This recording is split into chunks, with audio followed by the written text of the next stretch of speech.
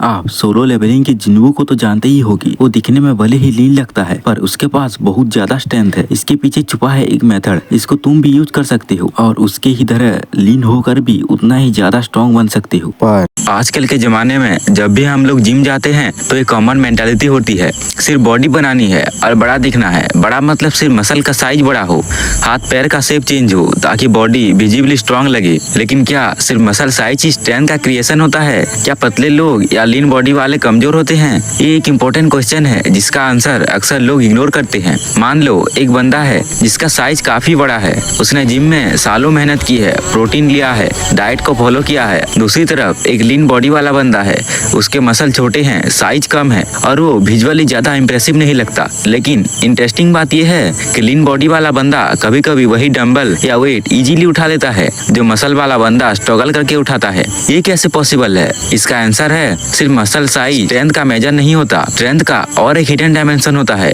जिसे आज मैं तुम्हें एक्सप्लेन करने वाला हूँ और मैं गारंटी देता हूँ ये बात तुम्हें तुम्हारे जिम ट्रेनर शायद ही बताएंगे, क्योंकि इससे उनकी मार्केटिंग खराब हो सकती है। सो चलो इस बात को डिटेल में समझते हैं। स्ट्रेंथ के दो तरीके होते हैं, मसल को मैकेनिकली स्ट्रॉन्ग बनाना, इसका मतलब है मसल फाइबर का साइज बढ़ाना। ये वही ट्रेनिंग है जो हम लोग जिम या कैलिस्थेनिक में करते हैं, जैसे heavy weight lifting, pushups, squats etcetera. इसमें मसल फिजिकली ब्रेक डाउन होते हैं और फिर रिपेयर होते हैं, साइज बड़ा हो जाता है। और दूसरा है न्यूरोमस्कुलर एफिशिएंसी। ये एक हिडन और बहुत पावरफुल कॉन्सेप्ट है। मतलब तुम्हारा नर्वस सिस्टम इतना एफिशिएंट बन जाता है कि वो तुम्हारे मसल फाइबर को मैक्सिमम लेवल तक एक्टिव कर सकता है। सिंपल शब्दों में कहूँ तो तुम अपने मसल का 100% पोटेंशियल यूज कर पाओगे, चाहे तुम्हारा साइज बड़ा हो या छोटा। रुको, मैं इसको थोड़ा और सिंपल हिंदी में समझाता हूँ। हमारा नर्वस सिस्टम हमारे मसल को कंट्रोल करता है। जब तुम स्ट्रेंथ ट्रेनिंग करते हो तुम अपने मसल का साइज बढ़ाते हो, लेकिन अगर तुम अपने नर्व सिस्टम को ट्रेन कर लो तो तुम अपने मसल का स्ट्रेंथ बिना साइज किए भी मैक्सिमाइज कर सकते हो। एग्जाम्पल के तौर पे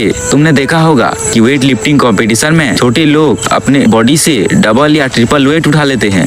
ये सब होता है न्यूरोमस्कुलर एफिशिएंसी की वजह से। मतलब वो लोग अपने मसल को मैक्सिमम लेवल तक यूज कर पाते हैं। अगर तुम्हारी लीन बॉडी है और तुम वेट गेन करने में स्ट्रगल कर रहे हो तो ये तुम्हारे लिए सबसे परफेक्ट है। तुम अपने मसल का मैक्सिमम यूज करना सीख सकते हो, वो भी लीन बॉडी के साथ। तुम अपने बॉडी के पावर को एफिशिएंटली यूटिलाइज करके अपने से ज्यादा वेट उठा सकते हो। एक रियल लाइफ एग्जांपल लो। सपोज तुम किसी बॉक्सिंग फाइट में हो, तुम्हारा ओपोनेंट तुमसे फिजिकली बड़ा है, तुम्हारे पास ज्यादा मसल साइज नहीं है, पर तुम अपनी बॉडी की पूरी एनर्जी एक साथ एक ही पंच में चैनलाइज करते हो और तुम एक ही पंच में नॉकआउट कर देते हो। ये सिर्फ मसल साइज का मैजिक नहीं बल्कि नर्वस सिस्टम का कमाल है। और सवाल है कि तुम अपने नर्वस सिस्टम को कैसे ट्रेन करोगे? इसका जवाब है गीजिंग द ग्रूवर टेक्निक से। कैलिस्थेनिक और स्ट्रेंथ ट्रेनिंग दोनों में काम आता है। ग्रीजिंग द ग्रूवर का मतलब है अपनी मसल एक्टिवेशन पैटर्न को बार बार प्रैक्टिस करना बिना किसी मसल टेंशन फील किए। मतलब तुम हैवी रैप्स नहीं मारोगे बल्कि छोटे सेट्स रेगुलरली करोगे ताकि तुम्हारा नर्व सिस्टम मसल फाइबर सही से ग्रो हो सके। एग्जाम्पल के तौर पे सोचो तुम मैक्सिमम 20 पुशअप्स कर सकते हो। नॉर्मल अप्रोच में तुम एक ही सेशन में जितना पुशअप कर सकते हो इतना करोगे, इससे तुम्हारे मसल थक जाते हैं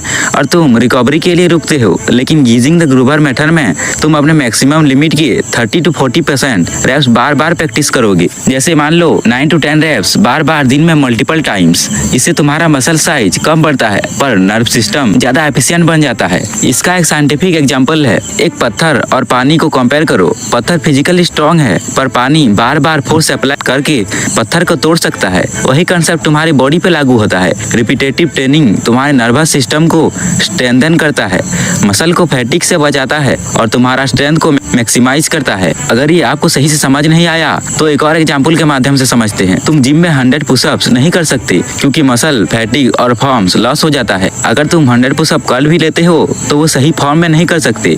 अगर तुम एंड्रेस रिपीटेशन करोगे तो तुम्हारा बॉडी एनर्जी लूज कर लेगा।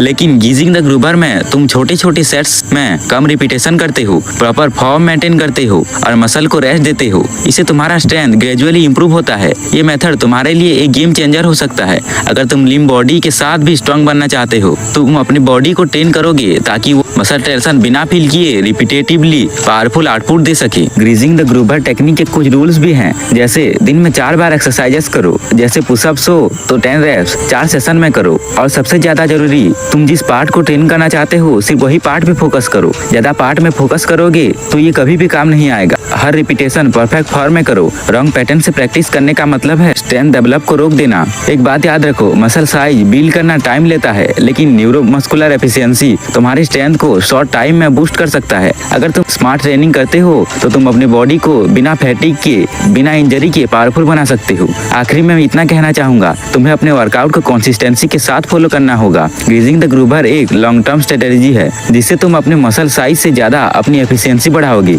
और तुम्हारी स्ट्रेंथ का लेवल तुम्हारी बॉडी साइज से काफी ऊपर चला जाएगा। अगर तुम समझदार हो तो इस मेथड का यूज अपनी डेली ट्रेनिंग में करोगे। अगर तुम कंफ्यूज हो तो कमेंट में पूछ सकते हो, मैं तुम्हारे सवालों का जवाब देने के लिए हर टाइम रेडी हूँ। फिटनेस जर्नी में डिसिप्लिन और टेक्निक दोनों जरूरी है। साइज सिर्फ एक एंगल है, स्ट्रेंथ का असली सीक्रेट तुम्हारा नर्व सिस्टम में छुपा होता है। ग्रीजिंग द ग्रूवर तुम्हें एक स्मार्टर एथलीट बनाता है, बिना अननेसेसरी फैटिग के, बिना मसल इंजरी के। तो अपने वर्कआउट में स्मार्ट अप्रोच लाओ, अपने नर्व सिस्टम को ट्रेन करो और स्ट्रेंथ को एक नई लेवल तक लेके जाओ। अगर तुम्हें ये कॉन्सेप्ट वैल्यूएबल लगा हो तो अपने फ्रेंड्स के साथ शेयर करो और इस चैनल को सब्सक्राइब करो ताकि तुम हर नए टिप तक पहुंच सको। तुम्हारा एक ही लाइक मुझे मोटिवेशन देता है, इंस्पायर करता है एक और नई वीडियो बनाने के लिए। अगर आपको एक परफेक्ट एनीमे फिजिक चाहिए तो आप मेरी इन वीडियो को देख सकते हो।